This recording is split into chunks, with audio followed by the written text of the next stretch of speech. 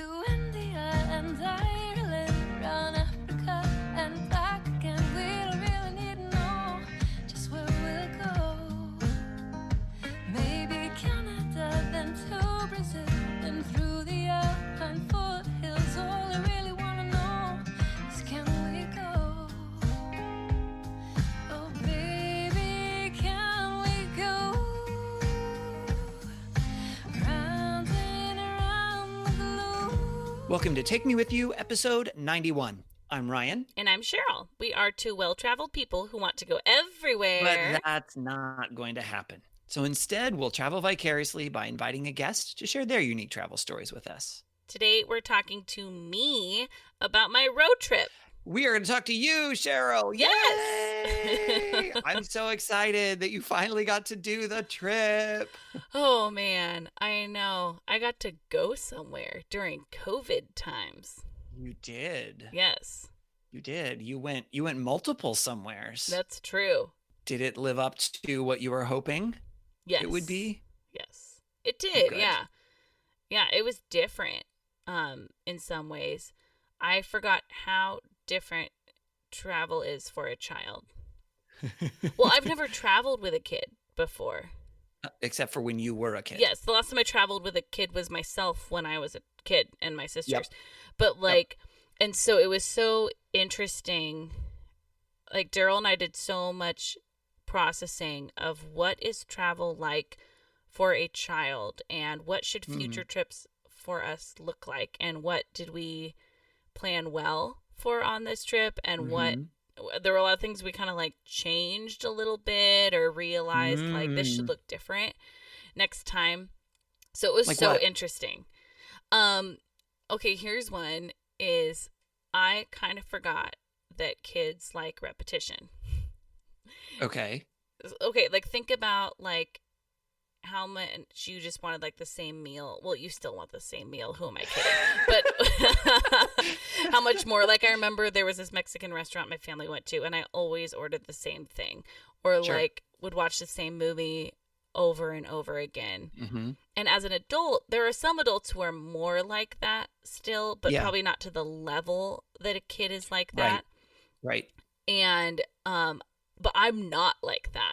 No. I go to a restaurant and I'm like, what's the new thing I can try? And it is very rare that I want the same thing. And I'm with travel, I want to go to new places I haven't been to before. Right. It's hard for me to choose to go back somewhere, even though I loved all those places, because I feel like I'm missing out on the new experience. Right. And with travel, there's so much new. There's so much of the day that is not like your normal life. Mm-hmm. So for a child who kids are so used to routine and consistency in a lot of ways, Yep. and this is what I have for breakfast and this is what I tend to do during the day, you know what I mean? And Mm-hmm. like almost all of the day is different than regular Right. life. And so it was just interesting. It came out in some different ways. So my stepson, he's 6. And for example, I downloaded some episodes of a show onto my iPad. So we let him have some screen time on the road. Mm-hmm. And when he watched all those episodes and we had Wi-Fi again, I said, oh, well, let's delete these and we can get more episodes. And he said, no, I like these ones. And then he watched those ones again. And I was thinking, like, are you insane? I could show you new episodes. He wanted the same ones. Or Yeah. in Boise, we found this really awesome park that had this giant fountain. And it wasn't like necessarily designed for kids to play in, but I think it probably had that option in mind because there was like a nice courtyard around it, but like with water flowing over the edge. And so Jack played in it for like an hour one day and wow. loved it. The next day, when I realized like, okay, it's time to take this kiddo to a park and let him run, I was like, okay, let me just find a new park. And he was like, well, I want to go back to the fountain. And I was like, but there are all these parks we haven't been to. We could go check out a new park. And he was like, no, I want to go to the fountain. Because it's like he already knew he liked it. And then it was Yep. familiar to him. Yep. And he's definitely more on the side of liking familiar, like the range kids are, where like Mm-hmm. even when he does something new, initially he might even say he doesn't like it until he adjusts Right. to it. And then he says he likes it. So with doing a road trip that was not just on the road at our destination until we head home, but continued new places, it was Mhm. interesting thinking about how do we have some elements that are consistent for these 9 days, Yeah. and what will we do next time. And one thing we talked about is we're like, next time I would love to do a road trip again. It worked out really great for us, but I think I might only pick like one place or maybe two and just settle down there and like rent Yeah. a place and have that be our home base, and find different activities to do in the area, repeat some of those activities, and then drive home, as Yeah. opposed to doing a big loop. So a road trip to a destination. Yeah. And then road trip home, as opposed to Yes. a road trip where you're continually on the road the whole time. Yeah. Or we realized like having some days without driving were very valuable to us. And I'm glad that was worked into the plan because it Valuable was nice. to both you and Daryl, or mostly because of Jack? Probably both reasons. I mean, it was Yeah. also nice for us to not have to pack up every single day. Yep. But I think for Jack, just being able to tell him like for the next 2 days we're not doing major driving, we're just doing local driving, was nice for him because he does well in the car, but like the car's boring to kids as well and stuff. And Well, especially if you're in there day after day Yes. after day. yeah. Yeah, so I think it was just interesting talking about like those things, or just remembering the types of activities that are really going to be amazing to a kid or different than to an adult, and that's okay. So yeah, it was just interesting like for me to adjust to that. And Yeah. what does this look like with a kiddo and with a husband, because I've done so much like solo travel that just with like other people and other people's feelings about how they're doing or feelings about the Yeah. activities we're doing, all of those things. It was just interesting having these different dynamics. Yeah. So I'm curious, last week you and I did not plan your trip, but the last week's episode Yes. was the trip planning episode. Yes. And so how similar to the things that we planned and that we talked about did your trip end up being? Good question. So this is another funny thing is you and I are very similar, that we like having our accommodations figured out. Yep. How are we going to get to those places, Mm-hmm. etc. And I might actually do less of planning every night's accommodations in the future on For a a trip road like trip. this. For a road trip. Because we ended up skipping one of the places we were going to stay, and we just called them and canceled and moved on to our next city. Oh, really? So we went down the Oregon coast on that Yep. Friday night. We ended up getting all the way to Longview, and we got our hotel Okay. reservation before we even left home. So got several hours in so that Saturday morning we could just go on the Oregon coast. That was great. And then we stayed at the tree house that night. Yes. Was And- that everything you had hoped it would be? Oh, it was so cool. The thing, to me, it was very cool. The thing that there are two elements that made it awful for Jack, and then he kind of got Oh, over no. it and also had some fun, is he has developed a fear of heights that I was unaware of. Oh, no. That's kind of an important thing.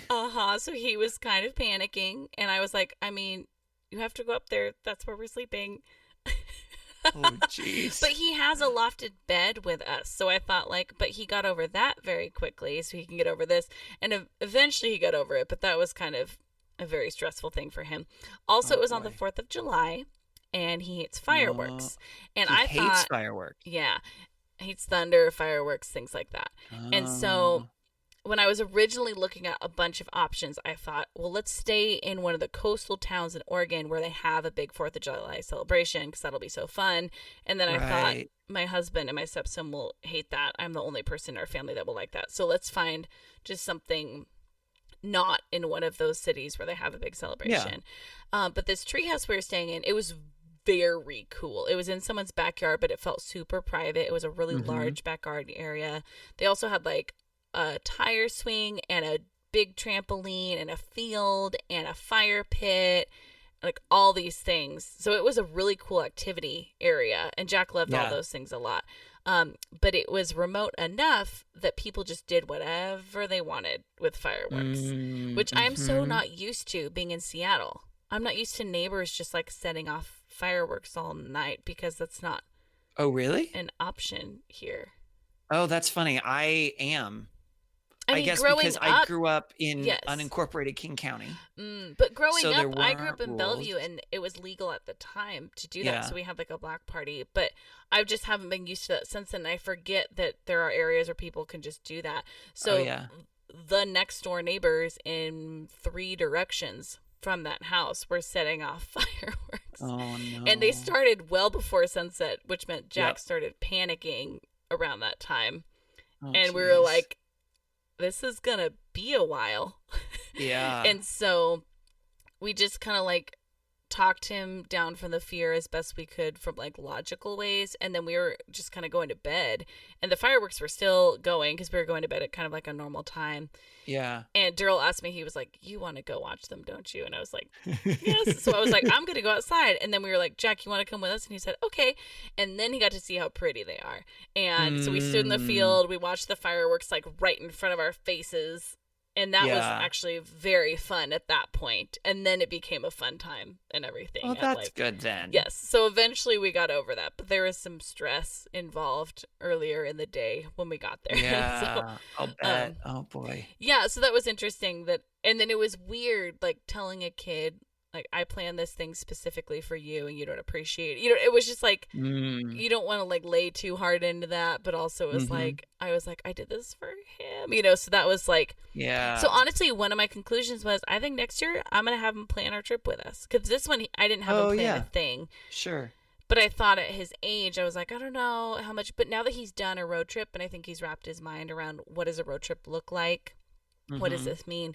I think I'm going to have him help us, because Yeah. maybe if I had said, hey, do you want to stay in a treehouse? He'd just say, well, the problem is he says no to a lot of things. But if he says, like, I'm scared of heights and still am, then I might say, then let's skip the treehouse. So, Yeah. yeah. Yeah, because it was interesting even as I was packing, and I asked him like a week ahead of time, hey, I'm going to pack your stuff for the road trip. What toys do you want for the car? And I could tell that he didn't actually know how long we were going to be in the car, because he said, just crayons will be fine. And I was like, but what about like your stuffed animals? What about like games or all these things? And he's like, no, I'm good. So I brought all that stuff anyway. And it was very good that I brought it. But because I think he just thought, we do like little day trips with him, but he doesn't really go to a ton of places, Sure. And so I don't think he had ever done a road trip like this. And so Yeah. that was something where I think now that he knows what that even looks like, it would be really fun to plan it with him next year. Yeah. But back to the original topic. The original next question. day- And it's my own fault because I asked you about the treehouse. I know, It's my right? fault. The next day we went to Crater Lake. Freaking Yes. gorgeous. It was also the 5th of July and a Sunday. And So so super busy. very busy. And this Really? year, national parks are crazy busy because of COVID, which leads to 2 aspects. They're limiting how many people come in. And I don't know if that's across the board, but I know of several that are limiting people coming in, and there's nothing else to do. So more Right. people are going there. So Yep. we got in fine, but we did have to wait in a line in our car for like 20 to 30 minutes Oh, to get wow. in the park. Yeah. And then we ended up not staying super long because there were so many people there. And so I couldn't even I was like thinking, oh, we could go to a hike, but it was just one of those days too where like it was like we just need to chill more, and I couldn't find like a good place to chill where there weren't like a million people. So we went and saw the lake. It was so pretty. We ate a picnic out while looking at it. And then we were like, I think we're good. I think we should go just check out this like glamping site we're going to. Yeah. And we realized we were going to be there by like 1:30. And I didn't have any other plans for the rest of the day, which can be really good, to have chill time. But I was telling Daryl as we were driving, like a 30-minute drive to get there, I was like, oh yeah, I had a coworker telling me about Boise, and I'm kind of bummed that we didn't plan an extra day there because it sounds like there's some fun stuff there.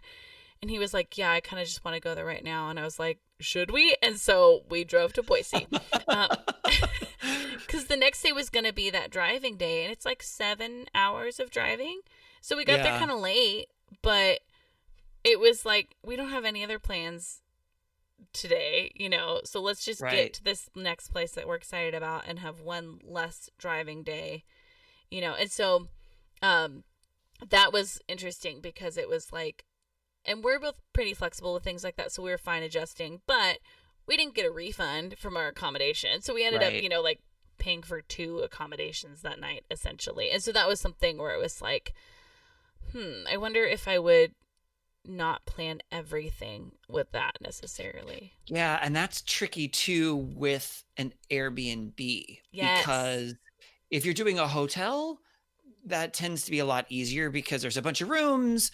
Unless you're at a super busy place, oftentimes you can just show up and there are rooms available. Yes. You don't have to have a reservation ahead of time. But with an Airbnb, those are almost always booked ahead of time, and oftentimes quite a bit ahead of time, because everything sells out if it's a really popular place.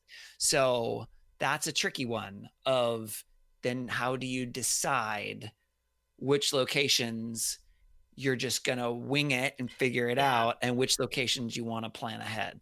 Yes. And so that was interesting because Daryl worked in hotels for like 10 years. So he has that mindset so much of like, it's not a big deal to cancel something, and it's not a big deal to show up early and add a night. And so he kept forgetting we were staying in an Airbnb in Boise, and he thought, we'll just go to the place we're staying and just say we're here early, we'd like an extra night. And I was like, well, we can't, it's an Airbnb, we can't just show up a day early. So we stayed in a hotel the first night and then moved over to our Airbnb in Boise. And so that was an interesting aspect of like, I'm so happy we did Airbnbs because we were in a house there with a yard. Yeah. And that was so nice, especially with a kid. But just like, we did laundry there. I cooked most of the meals there. Just having the space and having parking right next to where we were staying. All of that was so nice to be renting a house. And the prices there are so reasonable. Right. That it was like, might as well rent a house here. But then there's also those limitations. So I think there's kind of like some drawback and some nice parts about Airbnb versus hotels. But I guess if you're going to shift the way your next road trip works, where you're really kind of going to a destination, it could even maybe be kind of 2 days worth of driving away. Maybe you didn't want, you don't want to do, another 7-hour driving day. Maybe you do a 4 hours and 4 hours or something. And so you do a hotel somewhere along the way, but then you book your Airbnb for your main destination. And then a hotel somewhere along the way on the way back. So you've got flexibility on when you stop or where you stop, or, I just think of driving down the Oregon coast. When I did that a couple of years ago with Kyle, it was when we did the same thing. We didn't have hotel reservations because we didn't know where we were going to want to stop and get out and walk the beach or whatever, and didn't know how far we were going to make it. So that does make sense to do that in some contexts. Yeah. And so I think the idea of, I would love to find an Airbnb that's like a super cool place to stay at the destination, I think would be great, because there's some really neat Airbnbs out there. Oh, there are some really exciting ones. Well, this was a long time ago that I did this one, I think, as a Wish You Were Here, but we found the Troll Haven on the Olympic Peninsula, right? Where there's all the wood trolls and there's a castle that you can stay in. And we found that on Airbnb.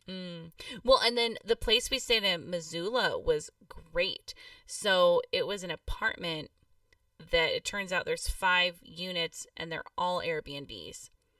Oh, interesting. And it's in the old town area, like right in the middle of the downtown. So like the area that you kind of want to be.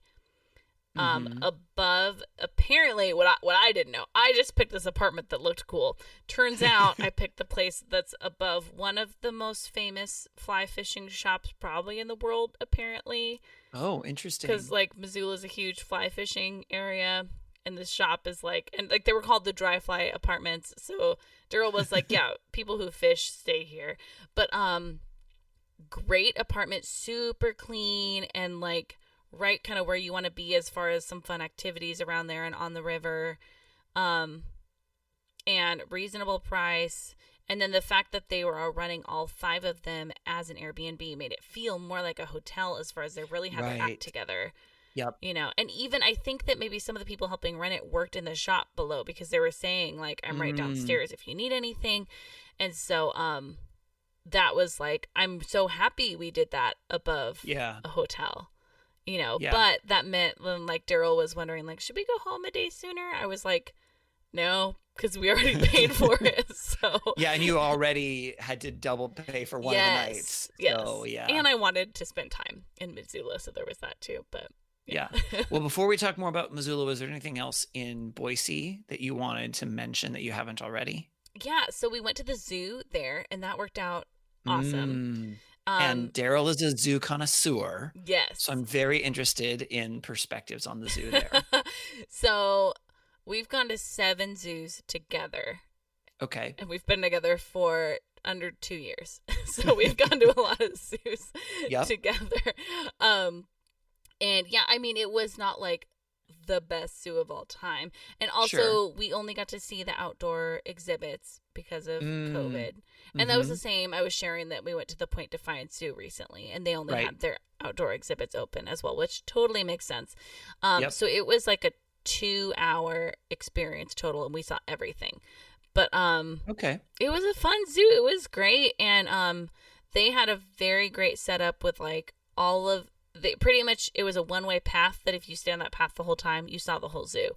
Oh, and nice. I kind of like to see a zoo like that because I don't know if I always want to think about which way do I need to go. I just want to see all the exhibits. And normally at a zoo, you're like, did I miss something? What's over there? Right. You know? And so actually having this like path laid out, we didn't really bump into anyone. And then we saw everything we could see. Nice. And so it was fun, and it was not that crowded. I got the very first time slot. So they opened at 10, and I got a 10 o'clock time. The funny thing with that is that I forgot that they're an hour ahead of us. Oh. And so that meant that it was 9 a.m. our time. Your body time, yeah. Yes. And which meant we had to leave for there at like 8:30, 8:45 our time. And Jack usually wakes up at 8. And so I was like trying to like wake him up and to get him like eating food and all that stuff and out the door. So I didn't think about the time change when I got that. But because we pretty much, I don't think we actually like adjusted to a time change over there. You know, because when you're on vacation and it's an hour. And like we had nothing other than that zoo time. We had nothing at any particular time. And so I don't even think we like really changed our schedules or anything. But sure. Yeah. But yeah, zoo was great. I did not get to see the penguins because that wasn't I don't know if it's an like indoor a fully exhibit? Indoor one, but at least partially, and so we couldn't go in there. Oh. So I got to see penguin statues, but no penguins. Yeah. But yeah, it was a fun zoo. It was like nothing spectacular, but I liked it. It was a nice Jack one. enjoyed it. Was it something that held his attention for the 2 Yeah, hours? he it depends on the exhibit for how much he likes it. But he loves bugs and snakes and things like that. So he liked some of those things. He didn't get to see all of that, and then there was a bird that was hanging out next to this fence, and he stayed and looked at that bird for 15 minutes. Oh wow. And he loved that bird. So it was like, cool, enjoy. So yeah, so that was a fun one to do. And the zoo is in a park that has like a museum in it and some other things. And so it was kind of a cool area. I'm just looking up the name of the park, the Julia Davis Park, and they have the Boise Art Museum there. They have a river that goes through there, so you can rent paddle boats and other things. Oh wow. They have the Idaho State Museum there, the Idaho Black History Museum there. A lot of things. And so that was kind of a cool area to see. We didn't spend a ton of time there, but Boise was so nice. Like the city was just clean. And the parks, I don't think I've ever been. Yeah, I'd never been. And I was like, how is this place so clean? It's pretty small and like lower buildings, which I think I like. I love the city, but I think I like a small city sometimes. So that was fun to visit it. but it just looked really nice. And their parks were very nice. And so that park was really amazing. And then we went to the Ann Morrison Park twice. That was the one with the fountain. Okay. And that was a really big park. We couldn't go on the playground, obviously, but it was a very nice looking playground. But it was just so nice. And so that was interesting. I didn't really know much about Boise, but it's a very nice looking city. Yeah, and then there's this river that goes right through the city. So people were doing like all sorts of tube rides or, you know, different things like that on it. And then they have a green belt, apparently, that's nice to walk along. And several other like parks and reserves, which looked pretty nice. So cool. So that was Boise. And then you went up to Missoula. Yes. And I know in the planning episode, we had talked about you were maybe going to look at staying up in or near Glacier National Park, but then maybe not. Maybe you're just going to stay nearby and do a day trip in. Yeah. So we ended up, I was feeling unsure about committing to near Glacier for a couple reasons. It was really hard to tell. In addition to COVID restrictions getting into Glacier, they're doing some major road construction, and so not all of their park is open, and so it was hard to tell what lodging was easily accessible if I wanted to get something in the park. And then it's not cheap staying near Glacier, which is not surprising. Sure. You know, but even like, so Flathead Lake is pretty close to Glacier National Park, and even that area was a lot more expensive than Missoula. And so I decided, since we don't even know if we can actually go to Glacier, let's just do the 3 nights in Missoula, and then we can do whatever day trips we want. You know, but also the drive from Missoula to Seattle was shorter than from Glacier to Seattle. So I thought, I think I remember you talking about that when we were planning. Yeah. And so we ended up not going to Glacier National Park. We were still thinking we might, and their website did not say if they were limiting the number of guests or anything. And then while we were on our trip, Daryl heard from 2 of his friends that they were turning guests away by 8:30 in the morning. Wow. Yeah. And it was like a 2.5 hour drive from where we were staying. Ooh. And it was like, I don't think we want to get up that early and then maybe not even get in.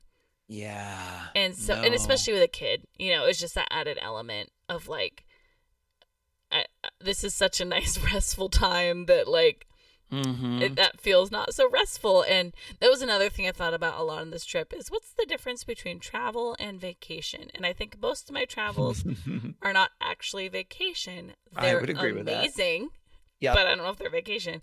And this felt like a vacation. Like we had a lot of downtime and didn't really overdo it. And it was so nice. Yeah.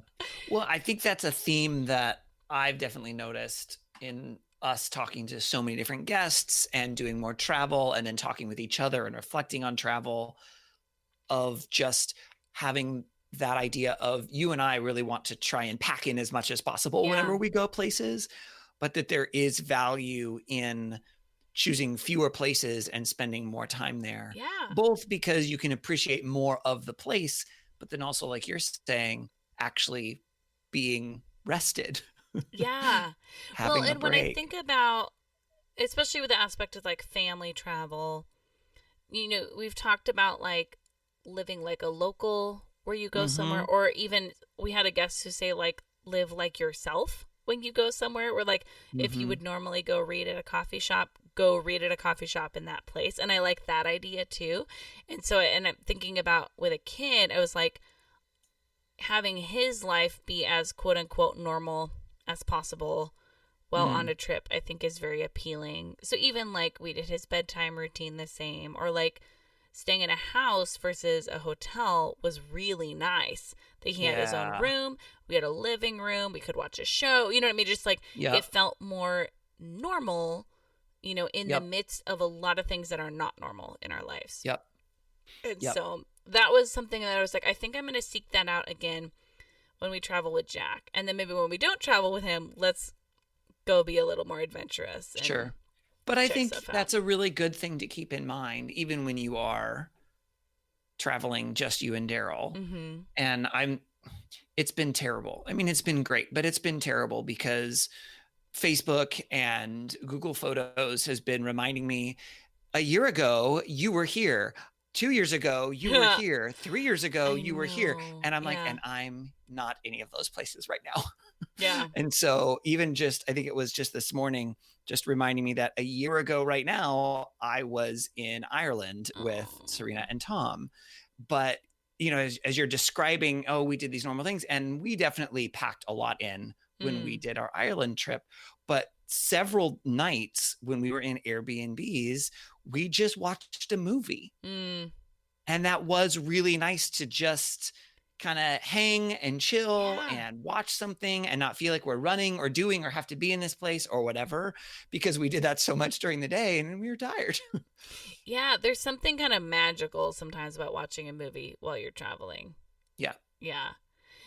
Well, and I think with a husband who has lower energy than I do, and then with a 6-year-old, you know, like slowing down is necessary for them. And when we do that, I end up loving it, you know. So like our second day, or our last day in Boise, we went to the zoo in the morning. We went back, ate lunch at the house, and then they watched TV and I read a book outside. But I was like, I get to sit in the sun. It's a weekday. And just I never take time to read, and I'm reading, you know, and so it was refreshing for all of us in a way that we needed, you know, and so I think that can be hard when you're like, but I'm in a new place. But I think it ends up like the enjoyment can go up with that. And then also just like, you know, with time off of work, you do need that rest sometimes. So definitely do. Yeah. But in Missoula, we did some fun activities. Missoula is great. I think I may have driven through Missoula, but I've definitely never been there as a destination. So tell me about Missoula. So it is also a smaller city, and it's a college town. The drive between Boise and Missoula was so beautiful. I mean, you're in the foothills of the Rockies, and so it's just like the drive from Crater Lake to Boise, I could have missed and been just fine. Well, that was mostly Eastern Oregon, right? Yep. And it was so funny because it's like Daryl and I do this thing all the time where we're like, I want that house. Like we just like window shop houses, and he was like, you want that house? And I was like, I don't want to live here. Like it's flat and there are no trees. It's just, there's nothing interesting, you know? And I was like, I need something, you know, or a really cool city if it's going to be flat and no trees. Like, give me some cool buildings. And so I think what was interesting was both of those days, it was very good that we gassed up when we did. And it was very good that we had a lot of food in our cars because there were not food options. Like, I mean, we did a lot of like peanut butter sandwiches and bars and snacks for lunches when we were on the road because, like, why not, you know? Yeah. But that was also kind of necessary because it was like if we had been depending on eating out or finding fast food or whatever or a grocery store, we would have just like not been able to eat, I think, on both of those days or barely. And so at all. In Eastern Oregon at all until we got close to Boise. And then not, and at least not when I would have wanted to eat, you know. And so, yes. And I get shaky when I get hungry, so I like eating regularly. Yeah, it's generally a good thing. Yeah, you know. But so the drive up there to Missoula was so beautiful. Just being, it was funny just thinking about like, oh, we are in the foothills of the Rockies, and so it was windy and like along a river for a lot of it, but so gorgeous. So we went to a ghost town one day in Missoula. It's called the Garnett Ghost Town, and it was like I think around an hour away from Missoula. And a lot of the drive you head over on I-90, which is so funny to be. It's always funny to be on a freeway that's near home. But also in other locations. Yeah.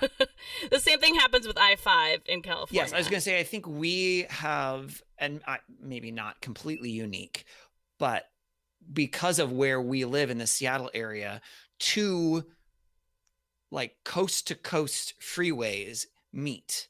Yes. Because we have I-5 that goes from Canada to Mexico, right? That runs through Seattle. And then I-90 that goes from Seattle all the way to what, Chicago? Or does it go even farther than that? Does it go all the way to New York? Now I feel like I have to find that out. Because that's I-90, right? Too. Oh, that's I-94. There's I-90. I-90 goes. You're probably Googling it, and I'm mapsing it. Yeah, I'm looking at the Wikipedia page for Interstate 90, and it says it goes to Boston. Okay, yeah, because I know it goes to Chicago, but then yeah, I think it does. It goes all the way to the East Coast. So you can definitely. I think we are in a place where we're more likely to be able to have an experience like that. Like, there's definitely other highways that run huge lengths of the U.S., so it's not like that's the only case, but it is definitely an interesting thing. And wouldn't that be an interesting road trip sometime to do? Oh yeah, coast to coast drive I-90. I think it'd be more fun than coast to coast I-5 because I've done that one. I was gonna say I think I've done most of I-5. Not all at once, but pretty close. So but then it was kind of remote off of the freeway, and so there was lots of like dirt road driving up there, but it's fun because it actually is a short hike to get out to the ghost town, so it was also like a small hike for us, which is great because I'm trying to introduce Jack to more hikes.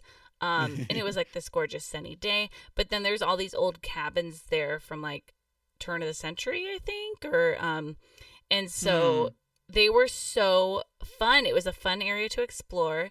The ghost towns I've been to before are more like heavily commercialized, it feels like, where they have like a gift shop or different things like that. This was just, you could go see the buildings. Oh, interesting. And so it wasn't like they were trying to really like commercialize it very much. There wasn't an entrance fee. I think there might have been like a parking fee because I feel like it might have been a state park or something like that. That would make sense. Then, so that was fun to see that. And then on top of that, we left on a different road because we just saw there was a road. It was just a tiny little sign for I-90. And we're like, well, let's just go that way. We know we need to get back to I-90 eventually. So we were doing like full-on off-roading adventure fun with a gorgeous view the whole way. And I was driving, and it was the most off-roading I've ever done. And our Subaru did a wonderful job. But we were the only car. We didn't see a single car the whole time. And it was like 10 miles or so of that, of like bumpy, the dirt roads where you're like trying to navigate which way is the safest on the road and everything. And so that was so fun. And Jack loves bugs, and there were butterflies and bugs out, so he was very happy about that. But just gorgeous view of like mountains and trees, and like I was like, how many trees can we see right now? It was just so many. And so that was beautiful. And then we went up to Flathead Lake on another day. Okay, so you did end up going up there. Yes, I learned that it's one of the cleanest lakes in the world, apparently. Okay. And it looked very clean. It was like crystal clear.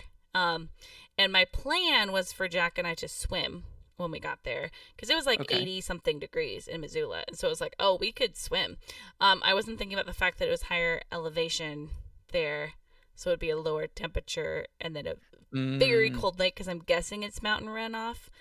So it was more like 65 when we got there, so we did not want to swim. However, we waded in quite a lot, and I was freezing cold at first, and then we kind of adjusted. And I mean, Jack got pretty much head to toe soaked, but and so there were all these beautiful rocks in the water, and Daryl and Jack both love rocks a lot.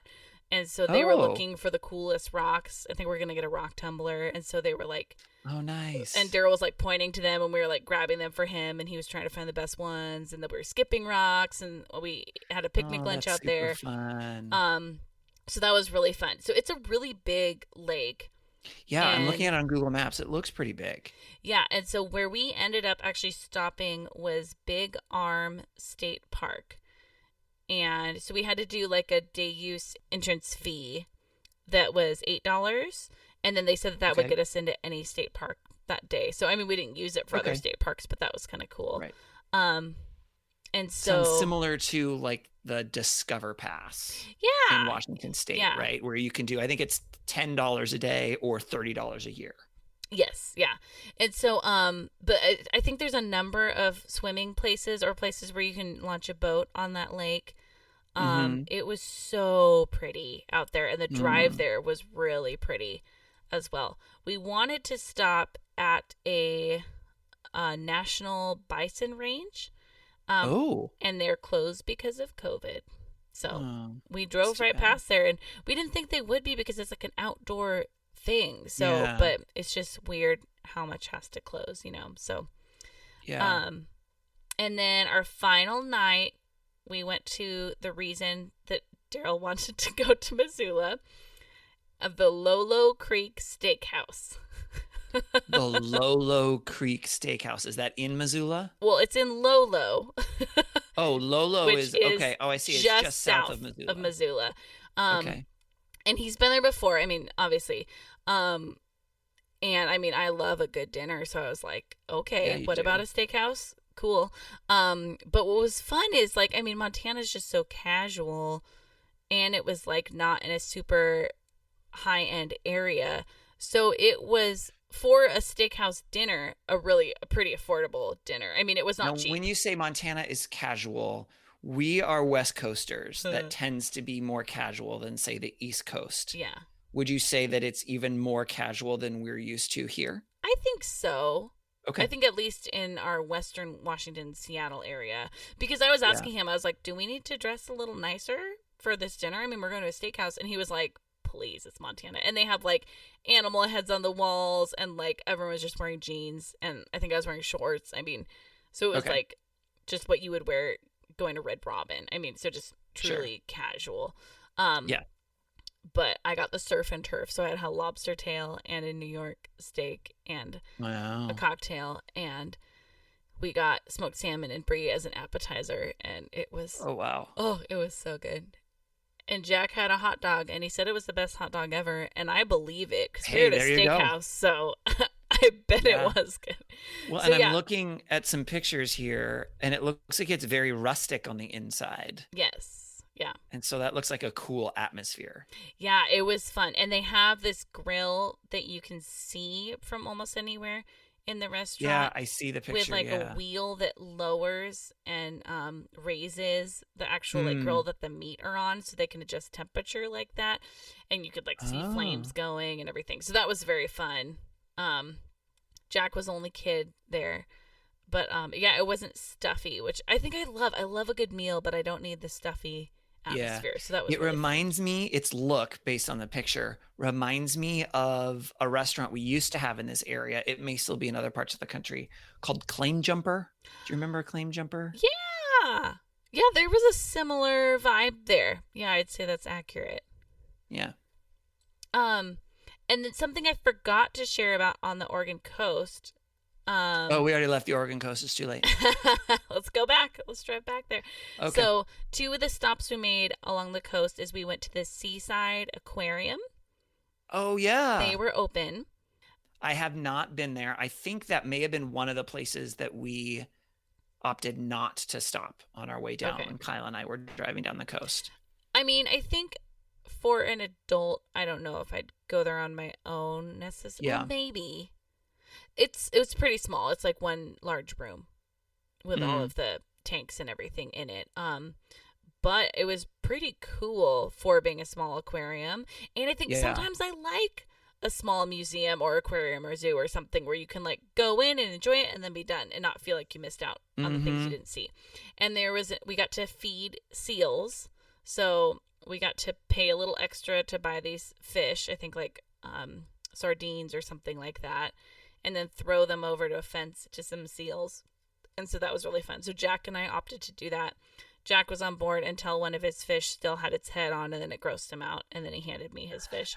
And I mean, obviously because of COVID, we all had to wear face masks and everything. But it was a pretty cool place. They had a number of different kinds of fun fish and anemones. They had 2 octopuses, and my family are octopus fans. One of them was in this like rock lined pool that you could look down on and see it, but it was just like open on the top, and he was all active and moving, so I got a really cool video of him.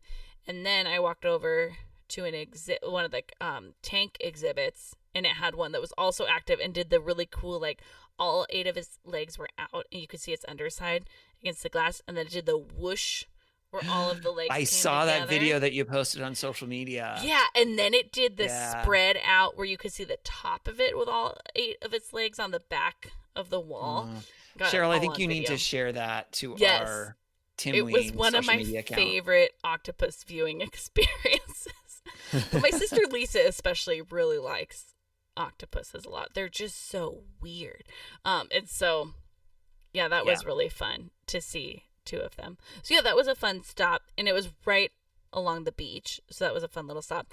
And then keep in mind, this was the 4th of July, and we're trying to find a place on the Oregon coast to go to the beach. Mm-hmm. So good luck. Well, I'm sure there were lots of places, but none with no people. Just like, and so we're driving along Highway 101 south of Cannon Beach, and just trying to find any beach that we can park at, and there's just no parking. Eventually we find parking, and it was a very cool one, so I wanted to recommend it. Oh yeah. It's called Short Sand Beach. It's in Oswald West State Park. As you can see, the highway is a little bit removed from the beach at that particular spot.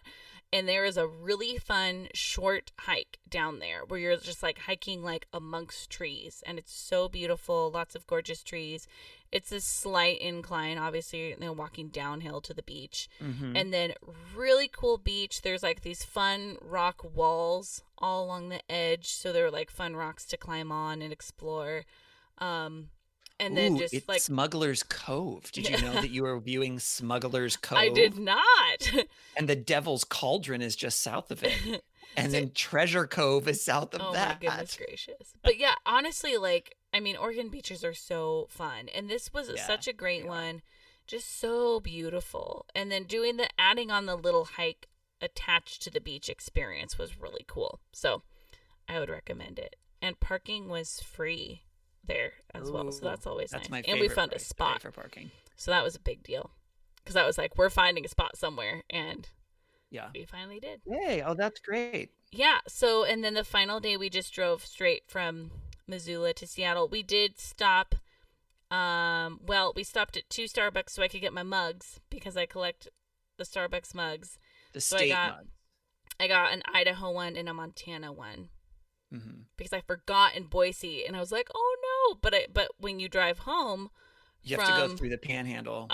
So we drove through Idaho again, so we stopped in Coeur d'Alene, and I got an Idaho one, so I got 2 in one day, so that was pretty fun. But then we stopped at a restaurant that Daryl loves called Sweeto Burrito. Oh boy. And they have a Spokane location and a Coeur d'Alene location, and it was so good. Oh my gosh, it was so good. It was like just a fast food burrito place, but holy moly, it was like one of the best burritos I've ever had. So definitely it topped Chipotle, which I'm a big Chipotle fan. So it was very good. Yeah. And that was our trip. That sounds like a great trip. It was. Not, of course, the original planned trip, but still a really, really good trip. Yes. Yeah. Yeah, it was a good, like, I don't know. It honestly was. I do just want to go everywhere, and it was fun going to places I haven't gone to before, and places that are like neighbors of ours, but that I haven't really spent time at. And so it was fun just seeing these beautiful places, and like feeling like, oh, surely I've been to places like Boise and Missoula, and realizing like, oh, I haven't actually been there. Why haven't I been there? Yeah. You know, and so it was really good. We had a good time. Yeah. Couple of questions just to summarize for your trip. Of the whole trip, what would you say your highlight was? Driving on the dirt road when we left the ghost town. It was so fun. I think it was just like a good representation of the trip, of just like we saw a lot of beautiful mountains and trees, and but getting to drive at a way slower speed than like driving on a highway through that, and doing fun driving where you're like trying to navigate, a dirt road with no one else around on a beautiful sunny day. And yeah, that was so fun. Yeah. And it was very chill. Yeah. I loved it. And what would you say was your low point? When I failed at my booking by booking a tree house on the 4th of July when Jack didn't like heights or fireworks. That was such a bummer because that was one of my like moments of like, this is going to be so cool. I'm going to make this awesome for a 6-year-old. And then it was like, he doesn't care. In fact, he dislikes this, and so that was kind of a rough moment for me. Yeah. Yeah. And I think it was just early on in the trip. So it was like all of us adjusting still. Mm-hmm. So, yeah. And I had the question I absolutely have to ask you. Based on the title of our podcast, Take Me With You. Okay. If you could take me with you for just one part of your trip, what would that be and why? Ooh. Well, I mean, there's part of me that wants to say the Oregon coast because I know you like the Oregon coast, but I would like to take you somewhere you haven't been. Of course before. You would. I think I would take you to Flathead Lake. Yeah. Because I know you like some rocks too. Mm-hmm. And there were some really fun ones we found. And I know you're not into swimming, but you appreciate like a body of water, right? Oh yeah, for sure. Yeah. And there weren't a lot of people out there, so it wasn't busy. And it was just gorgeous nature there. So yeah, I think you'd have a good time at Flathead Lake with us. Yeah. Awesome. Are you good at skipping rocks? I'm terrible at it. I am not good at it. I have had limited success at points, but I would not at all say that I am good at it. I love it because all of a sudden you get like 5 jumps and you're like, oh, it's possible. And then and then you do the next one, it just goes plop. Yeah, and you're like, oh, just kidding. But yeah. Yep. Yep. I'm curious. This is not a question that we have planned at all. Mm-hmm. And it's going to be completely subjective. But if you were to rate the trip overall, let's say out of 5 stars, how would you rate this trip? Ryan, I am terrible at rating systems. Yep. I hate rating systems. This is hard, but you know this, and you asked me it anyway. I did. Oh, goodness. Well, compared to what?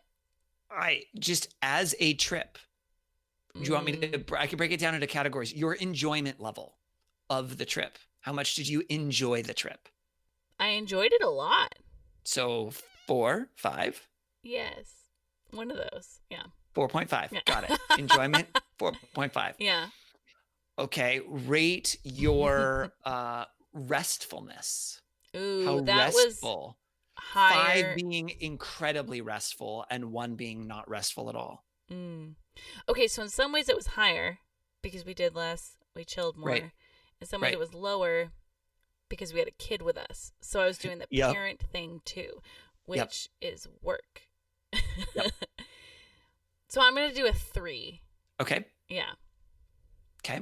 Mm-hmm.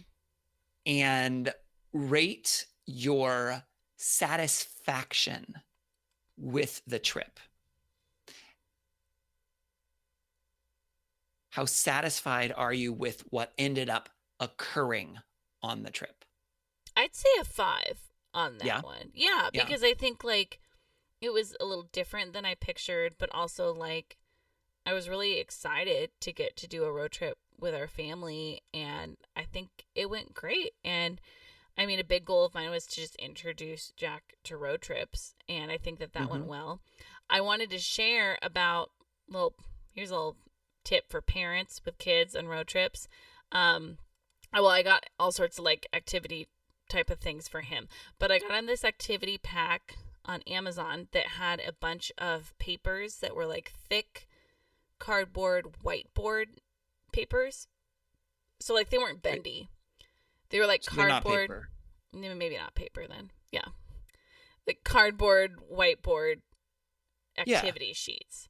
And so one was like a tic-tac-toe sheet or like a connect the dots, all these different ones that then you could just like erase and redo since it's and whiteboard. Do again. And then one was like a make your own emoji one. It was really cute.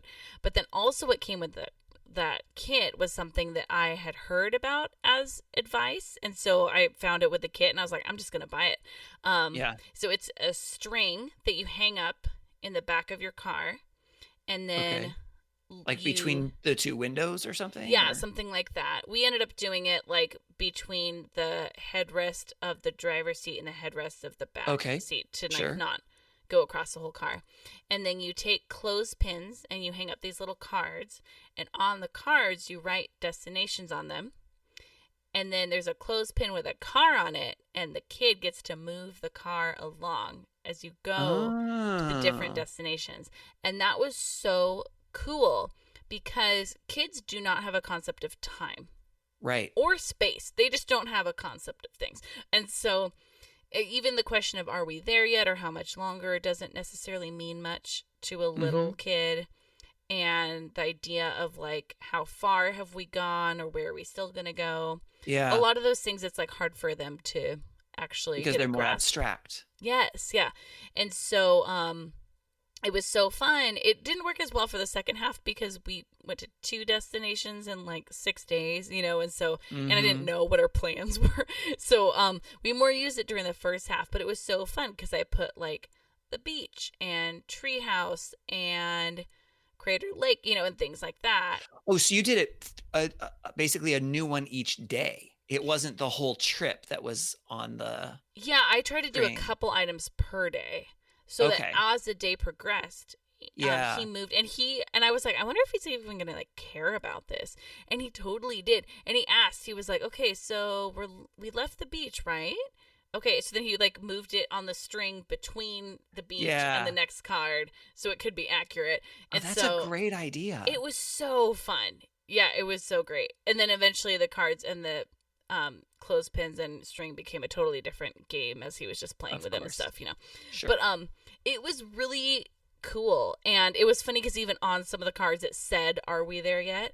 And he read that and he was like, "Why does it say that?" And I was telling him, I was like, because that's an obnoxious thing that kids ask their parents. And so he learned early on, like, that's not really a positive thing to say, because we're trying to like really, even before this trip, we're trying to like not really encourage the like how much longer or are we there yet or things like that, you know. Yep. And so he only said it like 2 times on the trip, and both times I was like, haha, you said that because you know it's annoying, right? And so that was kind of fun, just being like, we don't need to say that on these trips, you know. So yeah, that was a fun activity. Yeah, I liked that one a lot. That's great. That's a great extra little bonus tip, I think, from your trip. With that, I think we're going to transition to the last part of our podcast called Wish You Were Here. During this segment, Cheryl and I are each going to highlight a travel attraction from some place that we have been, kind of like a little snapshot or a postcard that you would send to someone of a cool place that says, hey, this thing is really cool. Wish you were here. So Cheryl, what would you like to share for your Wish You Were Here today? I would like to share about a place in Valencia, Spain. Well, let's say España if we're going to say Valencia. Or True. Valencia, Spain. Called Horchateria Daniel. So it's horchata is from Valencia in Spain. There's Spanish horchata and Mexican, and they are different. But horchata that's from Spain is from the city of Valencia, and one of the best places to get it is Daniel. It's this like old restaurant. I think there's now a couple of them there, but they have like old black and white photos of celebrities visiting it and things like that too. So it's been around for a long time, which is really fun. But I loved it. It was such a fun experience. And I think whenever there's a food or a drink that's famous in a city, I love to go to the place where they're like, this is where it's from, or like, this is the place to get it. And then it's also fun to try it other places, you know, and compare and everything. But you got to check it out. Go try horchata. You dip like this sweet bread in it too. So you'd love it, Ryan. So that's mine. How about you, Ryan? Mine is local to us here in Seattle. You've probably heard of Pike Place Market before. Probably. Mm-hmm. It's pretty famous tourist location. The original Starbucks is there. The flying fish are there. There's lots of really cool things there.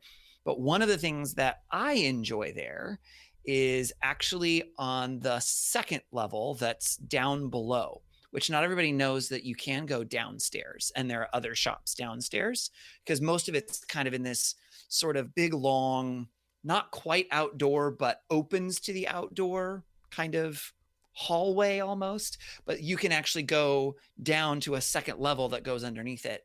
And there's a little shop in there called the Market Magic Shop. Have you ever been there, Cheryl? I think so.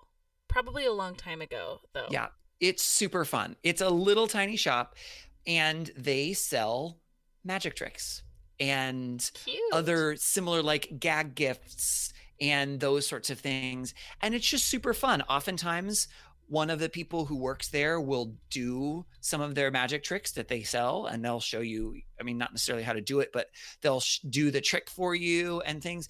And it's just a fun little kind of old time feel shop. They also do have a website. So since things are not open, at least right now when we're recording, and I'm guessing they probably won't be open when this comes out either, you can buy some stuff from them online. So if you're wanting to support, some small business and do some of that sort of stuff, that's a really cool shop that is both cool ambiance if you have a chance to go there, but then also if you wanted to buy some cool magic stuff or old school like Harry Houdini posters and things like that, you can get some of that stuff there. Cute. Yeah, it's super fun. Awesome. That's all we've got for this week's episode. Cheryl, thanks for sharing about your trip. Absolutely. And are you going to maybe share an octopus video? Yes, and I also made a video where I did like a 1 second clip video that's about a minute long. That's kind of like a recap of my trip. So we can post that as well. Okay, great. And so we'll be posting those on our social media. We are at Timwy Podcast. That's at TMWY for Take Me With You Podcast. We are on Instagram and Facebook and Twitter. You can also email us at timwypodcast@gmail.com. This week, what I want emails about are parents who have traveled with kids before.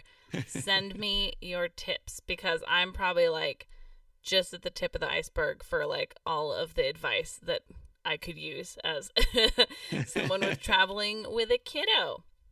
Yes. You can also call us and leave us a voicemail at 406-763-8699. Or if it is easier to remember, that is 406-POD-TIMWY.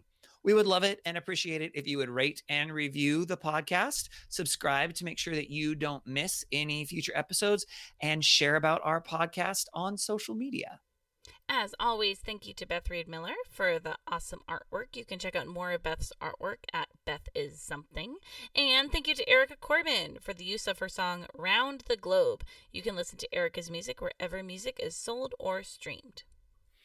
Thanks for taking a little summer jaunt away from our normal summer series to go ahead and have Cheryl share about her really cool road trip that she did. Next week, we will be back with our summer series of reviewing travel shows. So make sure that you tune in for that. But until next time, remember to take me with you. Take me with you. Can we get a sailboat chasing down the sunset as we float round and round the globe? Salty air and balmy nights, guided only by the light.